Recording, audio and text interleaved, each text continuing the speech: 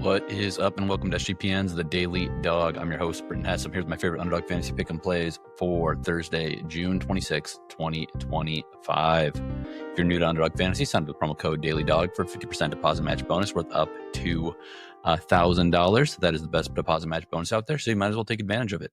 All right, yesterday we had some entries that hit. Pitchers honestly been hitting pretty well lately. We still have, the one that hit was Polsky and Jacob Mizrowski, lower 0.5 first inning runs allowed. And then we had Scherzer, Gavin Williams, higher than 0.5 first inning runs allowed. So that was 2.46, but I'll take it. We had a refund in one of our 4 main MLB entries, and then lost the other ones. Kettle Marte did not perform. Buxton didn't get his total bases. And you know what? Goldie didn't play. So that was a refund. And then Nolan Arenado did not get us home in that one either. That was our 4th entry. We did also have a tennis entry that is still to be determined. We need to see the 3rd set against Fritz versus Fonseca, but it should get there. I mean, it's basically impossible not to get there. The only question is if somebody doesn't continue the match or something, then it's a refund. And then also we did hit our Lotto entry 3 out of 4. So that flex 4.25x came home, and it's really annoying that Jacob deGrom didn't get that 8th strikeout in his 7 innings pitch. But it is what it is. That's the Lottos. That's why we flex them. All right. If I said it already, I'm sorry, but use promo code DailyDog, DAILYD. OG, one word, at underdogfantasy.com. I think I've already said it, but that's the promo code if you have not used it yet. So let's get into our MLB entries for today. We got a lot going on today. MLB number 1, Jacob Wilson, higher than 1.5 total bases against Dietrich Enns, the pitcher for the Tigers, who's been pitching in Asia the last several years. He was in Japan. He was in the KBO. Got picked up by the Tigers, the lefty. He's going to be starting here. Jacob Wilson has just been a dog this year, rookie of the year in my book.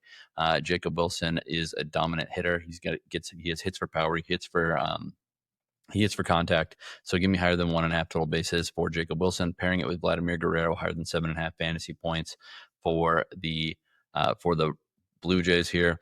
To be honest, this fantasy market is one I didn't use that much last year with the fantasy points over under or higher lower for some of these star players. I think it's a really good one just because the stars don't always have the 3-hit game or something like that. They don't always have the home run, but a lot of they do have productive at bats, whether it's getting a walk, whether it's a sac fly. So it's nice to get that chipped away there. In one way or another when you've got these star players. So against the Guardians, against Tanner Bibby, Bibby's pretty good. I'm not going to lie. I don't think Bibby's bad. He's really actually, in the last several weeks, he is locked in. But I still think Vladimir Guerrero Jr. is hitting well right now, and I think that he's going to be able to have his productive at-bats for us. So Jacob Wilson, higher than 1.5 total bases. Vladimir Guerrero Jr., higher than 7.5 fantasy points. Next up, Byron Buxton, higher than 1.5 total bases. We fell just short yesterday. He only had 1 single. Couple balls made contact, but didn't get past the fielders. There was one down the 3rd baseline that was very close to being, a hit. So I'm going to go back with my man, Byron Buxton. I got a Byron Buxton problem. I just want to use him in every single entry because I just like his plate approach a lot. The strikeouts are not good, but against Emerson Hancock, I think that Buxton's going to have a big day. Pairing that with Andy Pajes of the Dodgers, higher than 8.5 fantasy points. This dude's batting about 300 with 16 home runs so far. 24-year-old batting in the back half of the Dodgers lineup. It's funny to see like his fantasy points at 8.5 when basically every guy that's at the top of the lineup for the Dodgers at 9.5. But we know that a lot of those guys are inconsistent. I'm looking at you, Mookie Betts and Freddie Freeman right now. So Andy Pajes higher than 8.5 fantasy points with Byron Buxton higher than 1.5 total bases at 3x multiplier. MLB entry number 3, Brandon Lowe higher than 1.5 total bases against Michael Lorenzen and the Royals. Obviously, Lowe plays for the Rays. Lorenzen is kind of just an innings eater starting pitcher. No offense, I guess I should say. But Lowe is just a very, very tough guy to face at the plate. And again, I think Lorenzen is going to allow some hard contact to this guy. And then repair that with Cristopher Sanchez, lower than 5.5 hits allowed for the Phillies against the Astros. Sanchez has been right around 5 hits allowed in pretty much all of his starts. Couple better, couple worse, but I just think the offense for the Astros, they're not consistent enough at the plate for me. I think Sanchez can, he doesn't go very deep in games all that often either. So there is a good chance, he pitches 3 good innings, gets into the 4th, gets through it, maybe allows a couple, and then if it starts to go bad in the 5th, they'll pull him out in the 5th. So we just got to hope that he starts out hot like he has been doing consistently. So going to take Sanchez lower than 5.5 hits allowed. MLB number 4, Pete Crow-Armstrong higher than 7.5 fantasy points. He's a quote unquote MVP candidate, but his fantasy numbers at 7.5 and Tucker's at 8.5 and Lowe. And Crow-Armstrong's having a better fantasy season, better overall season than Tucker at this point. So I think that this is really good value for Pete Crow-Armstrong higher than 7.5 fantasy points. Pairing that with Marcell Ozuna higher than 6.5 fantasy points against Griffin Canning and the Mets. They haven't seen each other a ton, but this lineup, I think he's like 5 of 6 or 4 of 6, or no, 4 or 5 for his career against Griffin Canning. So I like that little sample there for Ozuna. That's a 3x multiplier. All right, we will continue to the pitcher's entries. Jeffrey Springs of the Athletics plus Dietrich Enns of the Tigers higher than 0.5 first inning runs allowed. These guys, they don't pitch. Enns, who knows what he's going to do coming back from Asia. But I think that he's going to face some tough righties. And Jeffrey Springs, don't trust at all. Then I'm going to take Shota, Imanaga, and Andre Pallante in this Cubs-Cardinals game, lower than 0.5 first inning runs allowed. Get out of the first inning, and then, who knows what's going to happen next. Shota's obviously coming back after missing some time. But I think that both these guys can give us 3 outs each. That is a 3x multiplier. Pitchers number 2, Shane Baz, Michael Lawrenson, lower than 0.5 first inning runs allowed. I know that I was talking about Brandon Lowe, but again, I just think that these offenses don't necessarily hit the ground running all that often, especially the Royals. And then I'm going to pair that with Jansen Junk, Hayden Birdsong, higher than 0.5 first inning runs allowed.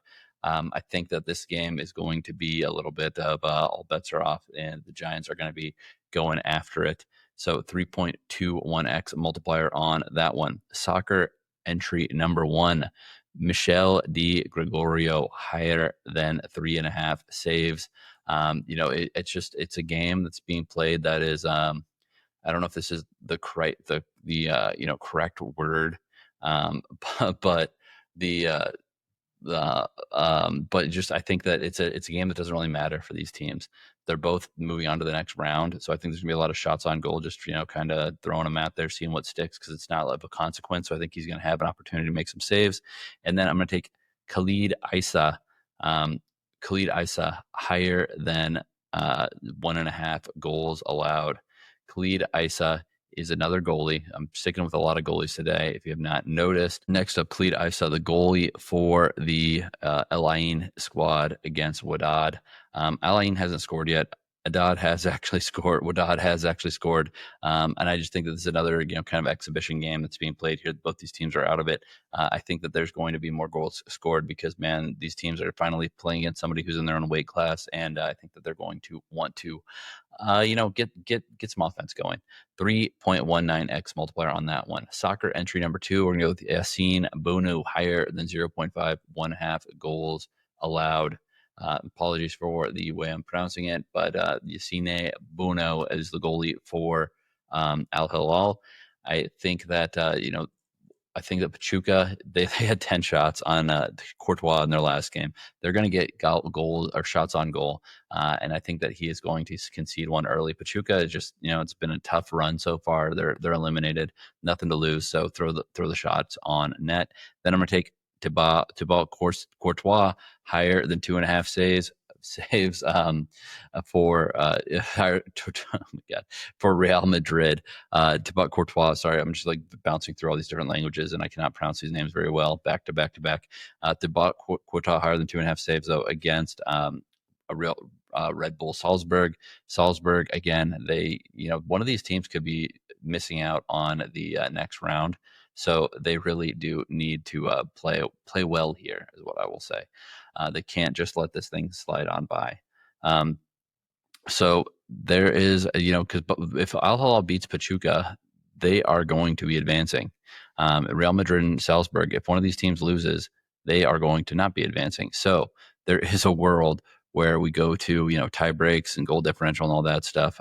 So again, really important games happening in this group. 3.71x multiplier on that one, though, with Yassine Bounou higher than 0.5, 1/2 goals allowed, and Thibaut Courtois higher than 2.5 saves. Tennis entry number 1, Roberto Bautista Agut higher than 23.5 games played versus Mikkelsen. Again, I think these guys are going to go deep into this one. Bautista Gut likes this tournament. He's going to push hard. Mickelson's a better player, so I think that they do end up in a decider set. Similar situation, Jakub Mensik, higher than 23.5 games played versus Alejandro Davidovich Fekina. It's not going to be easy to get this this Spaniard off of these courts. And I think that also that there's a tiebreak possibility for sure in this one. That's a 3x multiplier. Tennis entry number 2, Corentin Moutet, higher than 23.5 games played versus Lerner Tien. Again, neither of these guys is super serve dominant. I mean, Moutet was going crazy with the underhand serves in his last match. I think we're going to go 3 sets here for sure, or tie breaks again are also a factor in these grass court matches. Linda Noskova, higher than 0.5 sets lost, lower than 0.5 sets won against Mira Andreeva.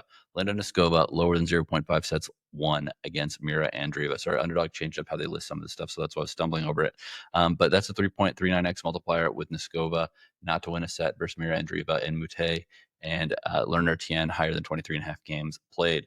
WNBA entry number 1, we are going to go with Caitlin Clark, higher than 20.5 points. She has had some terrible shooting games. She's back at home here. I think she can get back on the right track. And then Aja Wilson, higher than 33.5 points, rebounds, and assists.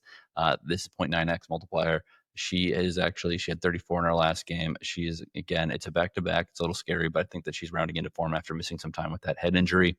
Lotto entry number 1, Caitlin Clark, higher than 3.5 three-pointers made. A little bit aggressive, I know. But she's shot like 1 for 17 in her last 2 games. It's got to rebound. It's got to equal out. Then I'm going to go with Michael Lawrenson, higher than 3.5 earned runs allowed. Just don't let him be in the first inning. Will Smith of the Dodgers, higher than 1.5 RBIs, facing the lefty Austin Gomber.